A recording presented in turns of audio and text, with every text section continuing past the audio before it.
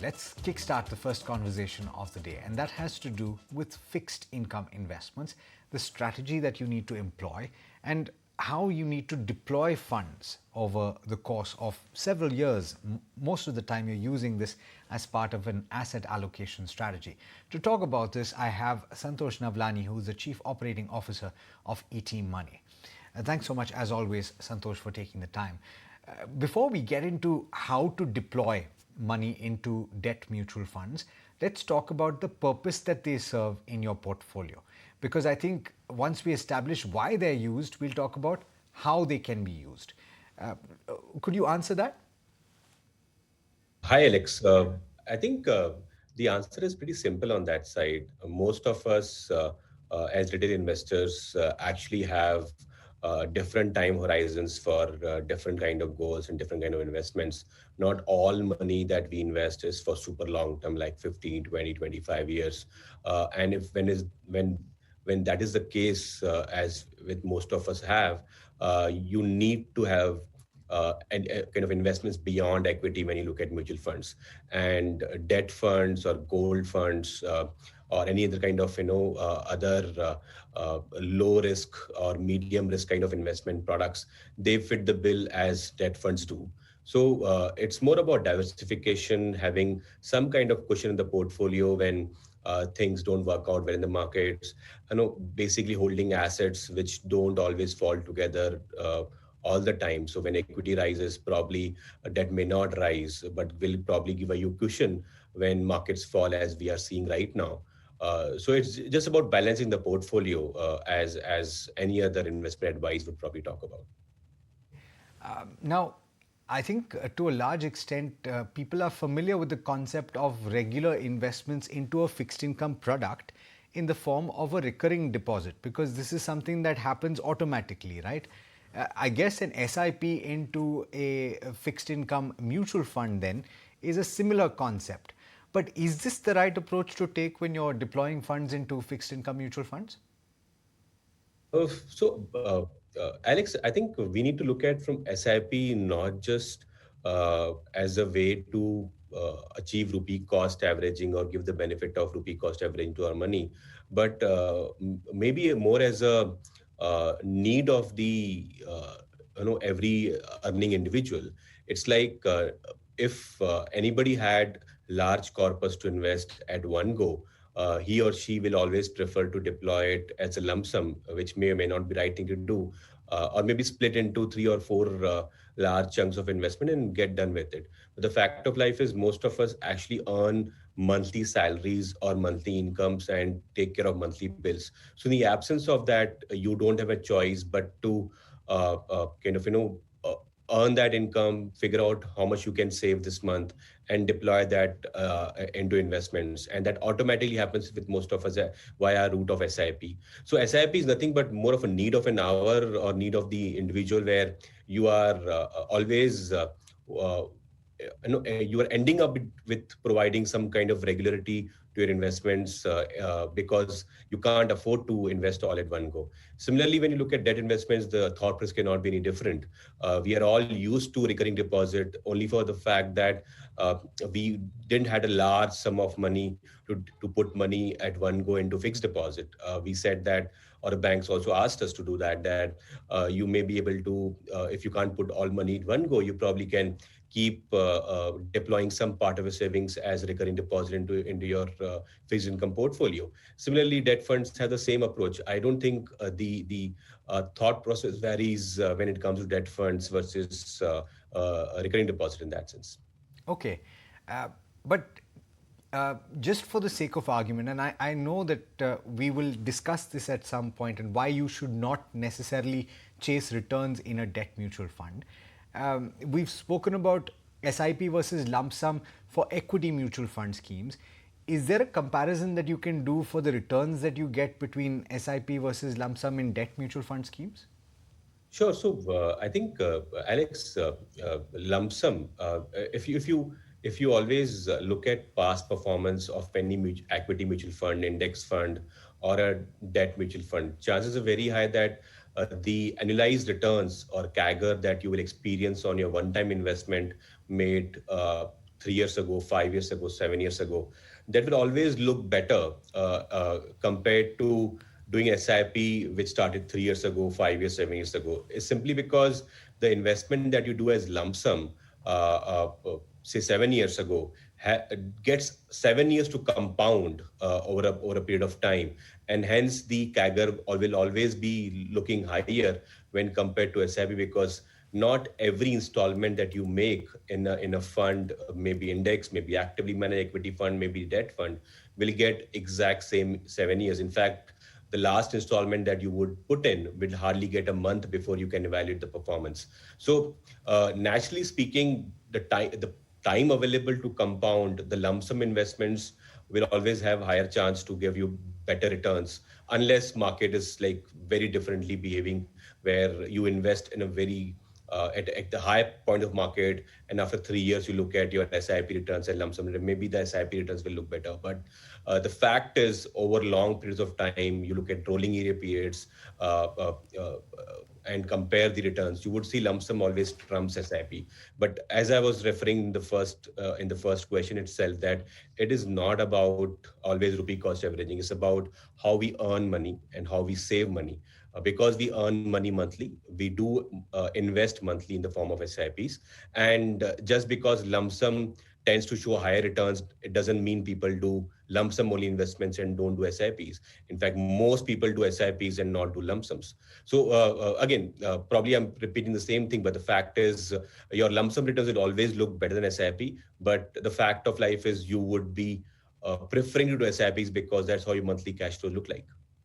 Just to drive home this point, it's essentially the nature of the asset, right? When you're talking about debt, you wouldn't assume that it's as volatile as equity, and therefore the advantage of rupee cost averaging is not as significant as you might see if you were averaging on a consistent basis with equity, right? Exactly.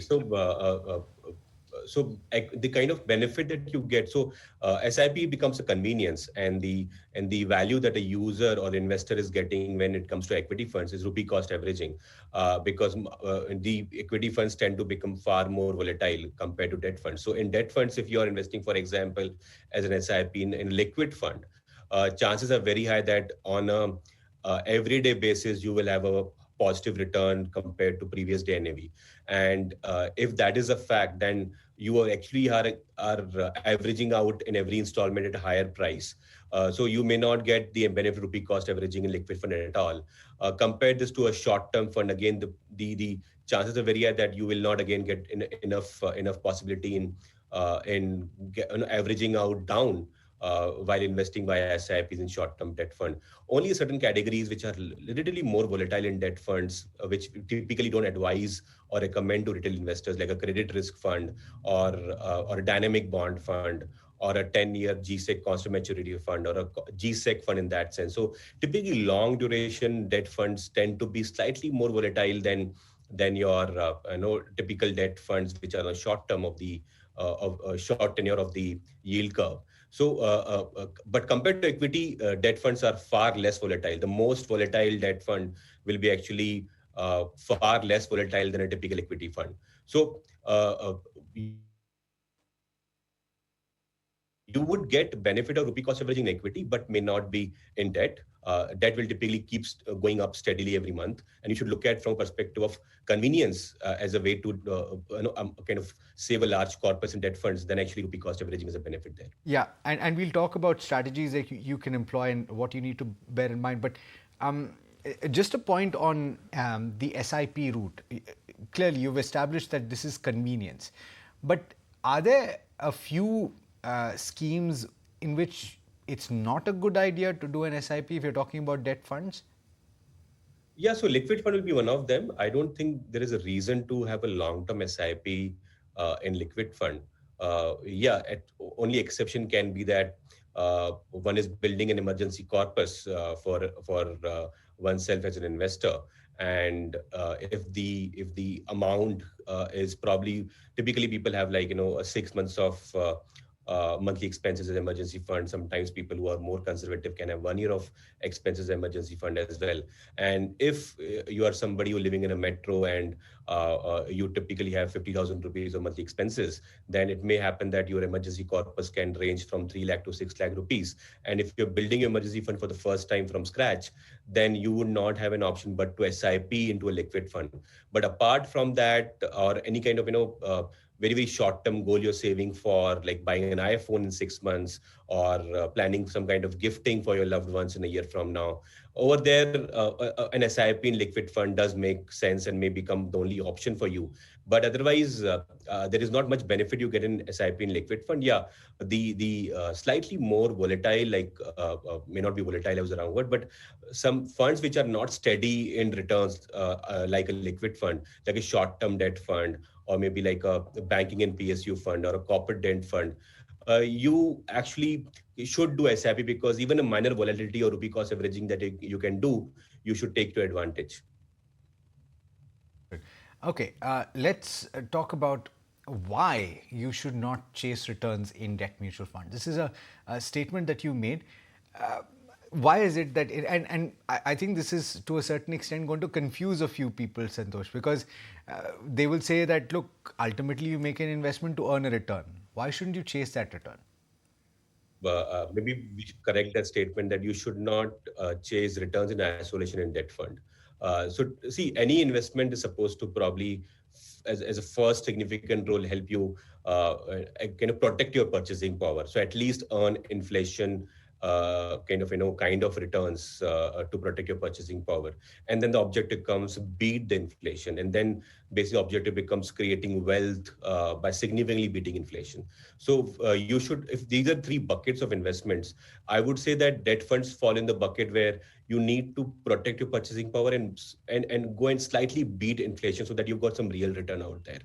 The moment you start saying that I want to earn returns from debt funds, which are probably 10% per annum come what may, irrespective of interest rate cycles, or I want to possibly earn very, very near to equity fund kind of returns from debt funds. That's where things become very, very scary for retail investors, as we have seen some of the fund houses in the past. They actually have been forced to shut down schemes. They've been forced to kind of side pocket the portion of funds where somebody defaulted as a borrower from the fund. So if you chase returns on debt, the fund manager would be forced to probably take a more risky bet on lending money to a less credit-worthy company or a corporate or any kind of entity, and then chances of principal coming back becomes lesser, or at least the interest rate default becomes higher. And debt basically means that you're earning interest on your investments. Uh, uh, and that means you are lending your money to a credit-worthy borrower who can afford to pay investments, give you interest as well as repay the principal. So the moment you confuse the objective of debt fund investments to something like an equity, one tends to go wrong. And that's where we say that return of principal is more important on debt investments than return on principal. So maybe that's the right way to put it, instead of saying that don't chase returns on debt funds. Of course, go and chase, but don't chase in a way that you are referencing the returns to an equity fund and not to beating inflation as the first reference point. Absolutely. And the objective, of course, of debt funds is capital preservation and defending against inflation, if you can do that, right? Let's talk about how they score, though. And hopefully, you can tell our viewers what the track record is in terms of retail participation in debt funds. And I think a lot of experts cry themselves hoarse to say that from a tax perspective, debt funds are superior, especially if you're talking about requirements of more than 3 years away, goals that you invest in which are more than 3 years away. Could you explain that once again? And also, if you have the data points, could you tell us what the kind of retail participation is right now in fixed income mutual funds? Sure, sure. Yeah, so it's quite unfortunate, Alex, that when we look at the financial savings pie of Indians, as per a lot of data available from RBI and other entities, that the equity portion of India's entire savings is about 4 to 5 percentage points, and the rest is into physical assets, fixed deposits, gold, and things like real estate and things like that. So.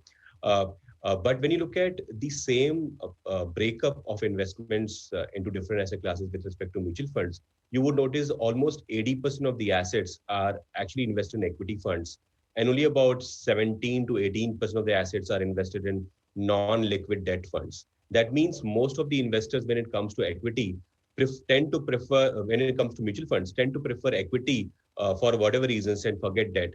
Now, my point is, if you as an investor trust the fund manager to generate returns from equity, then why don't you trust the fund manager to generate returns for your debt investments as well? So that becomes the first case for debt investments, in my opinion. And as you mentioned, that people have been talking about debt investments actually are far more tax efficient, at least when it comes to 3 year investment horizon and more, because of the taxation benefits. One should be basically putting their long-term investments into debt mutual funds versus making FD. So if you look just a comparison, if today you're making an FD in a large private bank or a PSU bank, chances are very high that you will not get interest rate beyond 6 to 7%.